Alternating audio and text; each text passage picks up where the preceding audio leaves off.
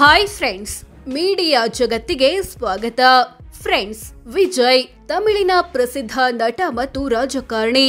ಇಂಥ ವಿಜಯ್ ಜೀವನದ ಹಾದಿ ಹೇಗಿದೆ? ಅಭಿಮಾನಿಯನ್ನೇ ಮದುವೆಯಾಗಿದ್ದು ಹೇಗೆ?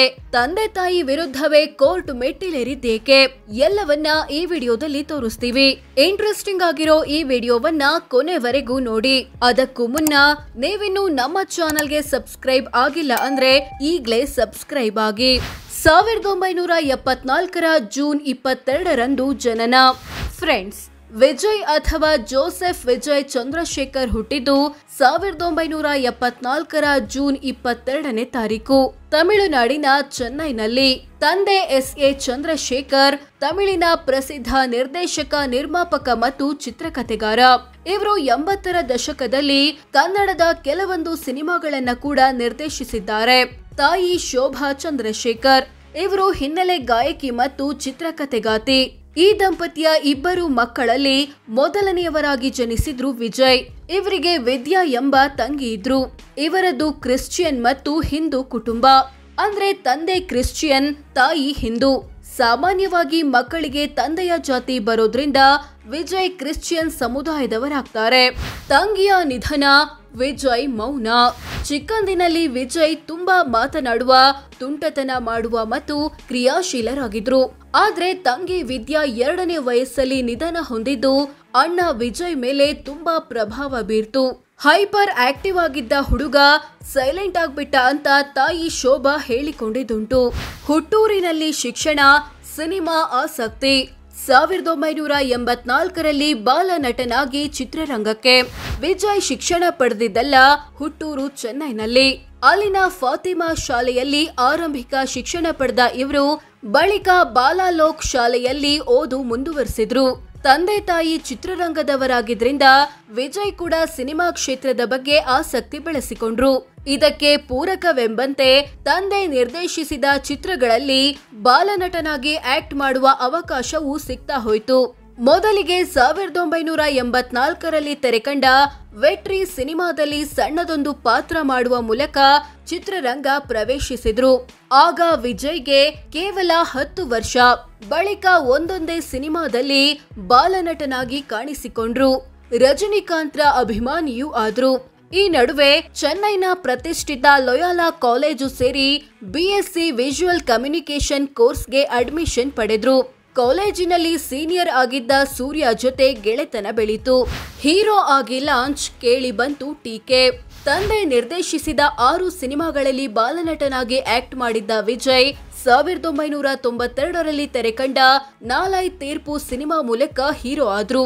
ಈ ಚಿತ್ರವನ್ನ ತಂದೆ ನಿರ್ದೇಶಿಸಿದ್ರೆ ತಾಯಿ ಚಿತ್ರಕಥೆ ಬರೆದು ನಿರ್ಮಾಣ ಮಾಡಿದ್ರು. ಆದ್ರೆ ಸಿನಿಮಾ ಫ್ಲಾಪ್ ಆಯ್ತು. ಪ್ರತಿಷ್ಠಿತ ಪತ್ರಿಕೆಯೊಂದು ಈ ಮುಖವನ್ನ ನೋಡಲು ನಾವು ದುಡ್ಡು ಕೊಟ್ಟು ಥಿಯೇಟರ್ಗೆ ಹೋಗ್ಬೇಕಾ ಅಂತ ಟೀಕೆ ಮಾಡ್ತು. ಇದನ್ನ ನೋಡಿ ವಿಜಯ್ ರಾತ್ರಿ ಇಡೀ ಕಣ್ಣೀರು ಹಾಕಿದ್ರು ಅಂತ ನಿರ್ದೇಶಕ ಸಂಜೀವ್ ಹೇಳಿದ್ದುಂಟು. ಬಳಿಕ ಎಲ್ಲವನ್ನ ಸಹಿಸಿಕೊಂಡು ನಟನೆಯಲ್ಲಿ ಸುಧಾರಣೆ ಕಾಣ್ತಾ ಹೋದ್ರು. ಹಾಡೋದನ್ನ ಕಲಿತು ಸಿನಿಮಾಗಳಲ್ಲಿ ಹಾಡಿದ್ರು. ನಂತರ ಡಿಗ್ರಿ ಶಿಕ್ಷಣವನ್ನ ಅರ್ಧಕ್ಕೆ ಮೊಟಕುಗೊಳಿಸಿ ಸಂಪೂರ್ಣವಾಗಿ ಸಿನಿಮಾ ಕ್ಷೇತ್ರದಲ್ಲಿ ತೊಡಗಿಕೊಂಡ್ರು. 96ರಲ್ಲಿ ಅಭಿಮಾನಿ ಪರಿಚಯ, ಪ್ರೀತಿ. 1999ರಲ್ಲಿ ಮದುವೆ, ದಾಂಪತ್ಯ ಜೀವನ. ಅದು 1996ರ ಸಮಯ. ಹೀರೋ ಆಗಿ ಕೆಲವೊಂದು ಸಿನಿಮಾ ಮಾಡಿದ್ದ ವಿಜಯ್ ಒಂದಷ್ಟು ಅಭಿಮಾನಿಗಳನ್ನ ಗಳಿಸಿಕೊಂಡಿದ್ರು. ಅವರಲ್ಲಿ ಯುನೈಟೆಡ್ ಕಿಂಗ್ಡಮ್ನಲ್ಲಿ ವಾಸವಿದ್ದ ಸಂಗೀತ ಸ್ವರ್ಣಲಿಂಗಂ ಕೂಡ ಒಬ್ರು. ತಮಿಳು ಉದ್ಯಮಿಯೊಬ್ಬರ ಮಗಳಾಗಿದ್ದ ಇವರು ವಿಜಯ್ ನೋಡಲು ಚೆನ್ನೈಗೆ ಬಂದ್ಬಿಟ್ರು. ಇಬ್ಬರು ಭೇಟಿಯಾಗಿ ಪರಿಚಯವಾದ್ರು. ಪರಿಚಯ ಪ್ರೀತಿಯಾಗಿ ಬದಲಾಯಿತು. ವಿಚಾರ ಮನೆಯವರಿಗೂ ಗೊತ್ತಾಗಿ ಮದ್ವೆ ಪ್ರಸ್ತಾಪ ಮಾಡಿದ್ರು. ಸುಮಾರು 3 ವರ್ಷ ಪ್ರೀತಿಸಿದ ಜೋಡಿ 1999ರಲ್ಲಿ ಮದುವೆಯಾಗಿ ದಾಂಪತ್ಯ ಜೀವನಕ್ಕೆ ಕಾಲಿಡ್ತು. ಇವರಿಗೆ ಜೇಸನ್ ಸಂಜಯ್ ಮತ್ತು ದಿವ್ಯಾ ಸಾಶಾ ಎಂಬ ಮಕ್ಕಳು ಜನಿಸಿದ್ರು. ಸಿನಿಮಾ ಹಿಟ್, ಬಾಕ್ಸ್ ಆಫೀಸ್ ಧೂಳಿಪಟ. ಹೀರೋ ಆದ ಆರಂಭದಲ್ಲಿ ವಿಜಯ್ಗೆ ಒಂದಷ್ಟು ಹೆಸರು ತಂದುಕೊಟ್ಟಿದ್ದು ಘಿಲ್ಲಿ, ಪೋಕಿರಿಯಂಥ ಸಿನಿಮಾಗಳು. 2004ರಲ್ಲಿ ತೆರೆಕಂಡ ಘಿಲ್ಲಿ ಸಿನಿಮಾ ಹಿಟ್ ಆಗಿ ಒಳ್ಳೆ ಕಲೆಕ್ಷನ್ ಮಾಡ್ತು. ವಿಜಯ್ ತ್ರಿಷಾ ಜೋಡಿಗೆ ಜನ ಫುಲ್ ಮಾರ್ಕ್ಸ್ ಕೊಟ್ರು. 2006ರಲ್ಲಿ ತೆರೆಕಂಡ ಪೋಕಿರಿ ಸಿನಿಮಾ ಕೂಡ ಹಿಟ್ ಆಗಿ 200 ದಿನ ಪೂರೈಸಿತು. ಬಳಿಕ ಹಿಂದೆ ತಿರುಗಿ ನೋಡಲೇ ಇಲ್ಲ. ವರ್ಷಕ್ಕೆ 2-3 ಸಿನಿಮಾ ಮಾಡ್ತಾ ಹೋದ್ರು. ಇಳೆಯ ದಳಪತಿ ಅಂತ ಕರೆಸಿಕೊಂಡ್ರು. ಆ ಟೈಮಲ್ಲಿ ಇವರ ಸಂಭಾವನೆ ಸುಮಾರು 8 ಕೋಟಿ ಇತ್ತು ಎನ್ನಲಾಗುತ್ತೆ. 2008 ಸಿಎಸ್ಕೆ ತಂಡದ ರಾಯಭಾರಿ, ವಿಎಂಐ ಸಂಘಟನೆ, ಸಮಾಜ ಸೇವೆ. 2008ರಲ್ಲಿ IPL ಶುರುವಾದಾಗ ವಿಜಯ್ರನ್ನ ತನ್ನ ರಾಯಭಾರಿಯಾಗಿ ನೇಮಿಸಿತು ಚೆನ್ನೈ ಸೂಪರ್ ಕಿಂಗ್ಸ್ ತಂಡ. ಜೊತೆಗೆ ಕೋಕಾ ಕೋಲಾ ಜಾಹೀರಾತಿನಲ್ಲೂ ಕಾಣಿಸಿಕೊಂಡ್ರು. 2009ರಲ್ಲಿ ವಿಜಯ್ ಮಕ್ಕಳ್ ಇಯಕುಂ ಅಥವಾ ವಿಎಂಐ ಎಂಬ ಸಂಘಟನೆ ಸ್ಥಾಪಿಸಿ ಸಮಾಜ ಸೇವೆಗೂ ಇಳಿದ್ರು. ಇದರ ಮೂಲಕ ಬಡವರು, ಪ್ರವಾಹ ಸಂತ್ರಸ್ತರು, ವಿದ್ಯಾರ್ಥಿಗಳಿಗೆ ಸಹಾಯ ಮಾಡಿದ್ರು. ರಕ್ತದಾನ ಶಿಬಿರಗಳನ್ನ ಆಯೋಜಿಸಿದ್ರು. ತಮ್ಮ ಬರ್ತ್ಡೇ ದಿನ ಹುಟ್ಟುವ ಮಕ್ಕಳಿಗೆ ಚಿನ್ನದ ಉಂಗುರ ಕೊಟ್ಟು ಗಮನ ಸೆಳೆದ್ರು. ಶ್ರೀಲಂಕಾದಲ್ಲಿ ನಾಗರಿಕ ಯುದ್ಧ ನಡೀತಿದ್ದಾಗ ಅಲ್ಲಿನ ತಮಿಳರ ಪರವಾಗಿ ಒಗ್ಗಟ್ಟು ಪ್ರದರ್ಶಿಸಲು ಉಪವಾಸ ಕೂತ್ರು. 2009ರಲ್ಲಿ ರಾಹುಲ್ ಗಾಂಧಿ ಭೇಟಿ. 2011ರಲ್ಲಿ ಜಯಲಲಿತಾಗೆ ಬೆಂಬಲ. ಅದು 2009. ಕಾಂಗ್ರೆಸ್ ನಾಯಕ ರಾಹುಲ್ ಗಾಂಧಿ ತಮಿಳುನಾಡಿನಲ್ಲಿ ಮಾತನಾಡುವಾಗ ನಟರಾದ ರಜನಿಕಾಂತ್ ಮತ್ತು ವಿಜಯ್ ಪಕ್ಷಕ್ಕೆ ಬರೋದಾದ್ರೆ ಸ್ವಾಗತ ಅಂದ್ಬಿಟ್ರು. ಇದರ ಬೆನ್ನಲ್ಲೇ ವಿಜಯ್ ದೆಹಲಿಗೆ ಹೋಗಿ ರಾಹುಲ್ ಗಾಂಧಿಯನ್ನ ಭೇಟಿಯಾಗಿದ್ದು ಭಾರಿ ಕುತೂಹಲ ಕೆರಳಿಸಿತು. ಬಳಿಕ ಸ್ಪಷ್ಟನೆ ಕೊಟ್ಟ ವಿಜಯ್, ಈಗ ರಾಜಕಾರಣಕ್ಕೆ ಬರುವ ಯಾವ ಇರಾದೆಯೂ ಇಲ್ಲ. ಭವಿಷ್ಯದಲ್ಲಿ ಸಂದರ್ಭ ಬಂದ್ರೆ ಅಭಿಮಾನಿಗಳ ಜೊತೆ ಚರ್ಚಿಸಿ ತೀರ್ಮಾನ ತಗೋತೀನಿ ಅಂದ್ರು. ನಂತರ 2011ರ ತಮಿಳುನಾಡು ವಿಧಾನಸಭೆ ಚುನಾವಣೆ ಬಂದಾಗ ಜಯಲಲಿತಾರ ಎಐಎಡಿಎಂಕೆ ಪಕ್ಷಕ್ಕೆ ಬೆಂಬಲ ಸೂಚಿಸಿದ್ರು. ಇದರ ಫಲಶ್ರುತಿ ಎಂಬಂತೆ ಜಯಲಲಿತಾ ಗೆದ್ದು ಸಿಎಂ ಆದಾಗ ವಿಜಯ್ರ ಸಿನಿಮಾಗಳಿಗಿದ್ದ ಕೆಲವೊಂದು ತೊಡಕುಗಳು ನಿವಾರಣೆಯಾದವು ಎನ್ನಲಾಗುತ್ತೆ. ಆದ್ರೆ 2013ರ ವಿಜಯ್ರ ತಲೈವಾ ಸಿನಿಮಾ ಮೇಲೆ ಜಯಲಲಿತಾ ಸರ್ಕಾರ ಆರಂಭದಲ್ಲಿ ಬ್ಯಾನ್ ಹೇರಿದ್ದು ಇಬ್ಬರ ಸಂಬಂಧದಲ್ಲಿ ಬಿರುಕು ಮೂಡಿಸಿತು. ಇನ್ನು ಅಣ್ಣಾ ಹಜಾರೆ ಭ್ರಷ್ಟಾಚಾರ ವಿರುದ್ಧ ದೆಹಲಿಯಲ್ಲಿ ಧರಣಿ ಕೂತಾಗ ಅಲ್ಲಿಗೆ ಹೋಗಿ ಬೆಂಬಲ ಸೂಚಿಸಿದ್ರು ವಿಜಯ್. 2017ರಲ್ಲಿ ಜಲ್ಲಿಕಟ್ಟು ಪರವಾಗಿ ದನಿಗೂಡಿಸಿದ್ರು. 2020ರಲ್ಲಿ ಐಟಿ ರೇಡ್, ಬಿಜೆಪಿ ಮೇಲೆ ಆರೋಪ, ತಂದೆ ತಾಯಿ ವಿರುದ್ಧವೇ ಕೋರ್ಟ್ ಮೊರೆ. ವಿಜಯ್ರ ಮರ್ಸೆಲ್, ಸರ್ಕಾರ್, ಬಿಗಿಲ್ ಮುಂತಾದ ಸಿನಿಮಾಗಳು ಹಿಟ್ ಆಗಿ ಕೋಟಿ ಕೋಟಿ ಬಾಚಿಕೊಳ್ತಿದ್ರೆ ಸಿನಿಮಾದಲ್ಲಿನ ಕೆಲವೊಂದು ಡೈಲಾಗ್ಗಳು ರಾಜಕೀಯ ವಿರೋಧಿಗಳಿಗೆ ಇರುಸು ಮುರುಸು ಉಂಟು ಮಾಡ್ತಿದ್ವು. ಹೀಗಿರುವಾಗ್ಲೇ 2020ರಲ್ಲಿ ವಿಜಯ್ ಮನೆ ಮೇಲೆ ಐಟಿ ದಾಳಿ ನಡೆಯಿತು. ಇದು ರಾಜಕೀಯ ಪ್ರೇರಿತ ಅಂತ ಆರೋಪಿಸಿದ ಅಭಿಮಾನಿಗಳು ಬಿಜೆಪಿ ಕಡೆ ಬೊಟ್ಟು ಮಾಡಿದ್ರು.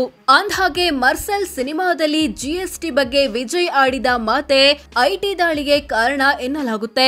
ನಂತರ ವಿಜಯ್ರ ತಂದೆ ತಾಯಿ ಮತ್ತು ಇತರರು ಸೇರಿ ವಿಜಯ್ ಮಕ್ಕಳ್ ಇಯಕುಂ ಸಂಘಟನೆಯನ್ನ ರಾಜಕೀಯ ಪಕ್ಷವಾಗಿ ನೋಂದಾಯಿಸಲು ಮುಂದಾದ್ರು. ಇದರ ವಿರುದ್ಧ ಸಿಟ್ಟಿಗೆದ್ದ ವಿಜಯ್, ಈ ರಾಜಕೀಯ ಪಕ್ಷಕ್ಕೂ ನನಗೂ ಯಾವುದೇ ಸಂಬಂಧವಿಲ್ಲ ಅಂತ ಸ್ಪಷ್ಟಪಡಿಸಿದ್ರು. ಜೊತೆಗೆ ಕೋರ್ಟ್ ಮೆಟ್ಟಿಲೇರಿ ತನ್ನ ಹೆಸರು ಮತ್ತು ಫೋಟೋ ಬಳಸದಂತೆ ಸ್ಟೇ ತಂದ್ರು. ಕೊನೆಗೆ ತಂದೆ ಚಂದ್ರಶೇಖರ್ ವಿಎಂಐ ಸಂಘಟನೆಯನ್ನೇ ವಿಸರ್ಜಿಸಿದ್ದಾಗಿ ಕೋರ್ಟ್ಗೆ ಹೇಳಿದ್ರು.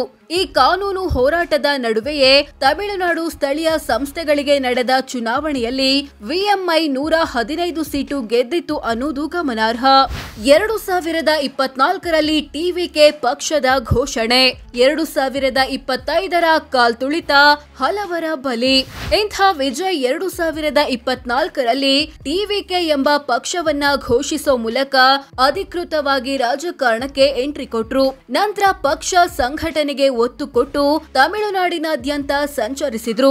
ಈ ವೇಳೆ ಮಾತನಾಡುವಾಗ 2026ರ ತಮಿಳುನಾಡು ಚುನಾವಣೆ ಟಿವಿಕೆ ಮತ್ತು ಡಿಎಂಕೆ ನಡುವಿನ ಯುದ್ಧ ಅಂತ ಘೋಷಿಸಿದ್ರು.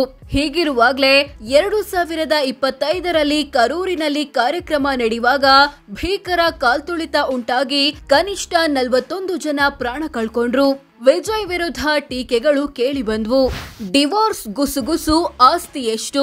ವಿಜಯ್ ಮತ್ತು ಪತ್ನಿ ಸಂಗೀತ ಪರಸ್ಪರ ದೂರವಾಗಿದ್ದಾರೆ ಅಥವಾ ದೂರವಾಗ್ತಾರೆ ಅನ್ನೋ ಗುಸುಗುಸು ಕಳೆದ ಕೆಲ ವರ್ಷಗಳಿಂದ ಕೇಳಿ ಬರ್ತಿದೆ. ಇದಕ್ಕೆ ಕಾರಣ ಕೆಲವೊಂದು ಕಾರ್ಯಕ್ರಮಗಳಲ್ಲಿ ವಿಜಯ್ ಜೊತೆ ಸಂಗೀತ ಕಾಣಿಸಿಕೊಳ್ಳದೆ ಇರೋದು. ಅಲ್ಲದೆ ನಟಿ ತ್ರಿಷಾ ಜೊತೆಗಿನ ವಿಜಯ್ ಒಡನಾಟವು ಕಾರಣ ಇರಬಹುದು ಎನ್ನಲಾಗುತ್ತೆ. ಇಂಥ ವಿಜಯ್ ಬಳಿ ಸುಮಾರು 600 ಕೋಟಿ ಮೌಲ್ಯದ ಆಸ್ತಿ ಇರಬಹುದು ಅಂತ ಅಂದಾಜಿಸಲಾಗಿದೆ. ಸೋ ಫ್ರೆಂಡ್ಸ್, ಇದಿಷ್ಟು ನಟ ಕಮ್ ರಾಜಕಾರಣಿ ವಿಜಯ್ ಜೀವನದ ಹಾದಿ ಹೇಗಿದೆ ಅನ್ನೋದು ಸೇರಿದಂತೆ ಹಲವು ವಿಚಾರಗಳನ್ನ ತಿಳಿಸಿಕೊಡೋ ಪ್ರಯತ್ನ. ಇವರ ಬಗ್ಗೆ ನಿಮ್ಗೆ ಏನನ್ಸುತ್ತೆ ಕಾಮೆಂಟ್ ಮಾಡಿ ತಿಳಿಸಿ. ಹಾಗೆ ವಿಡಿಯೋ ಇಷ್ಟವಾದ್ರೆ ಲೈಕ್ ಮಾಡಿ, ಶೇರ್ ಮಾಡಿ, ನಮ್ಮ ಚಾನೆಲ್ಗೆ ಸಬ್ಸ್ಕ್ರೈಬ್ ಆಗಿ. ಧನ್ಯವಾದ.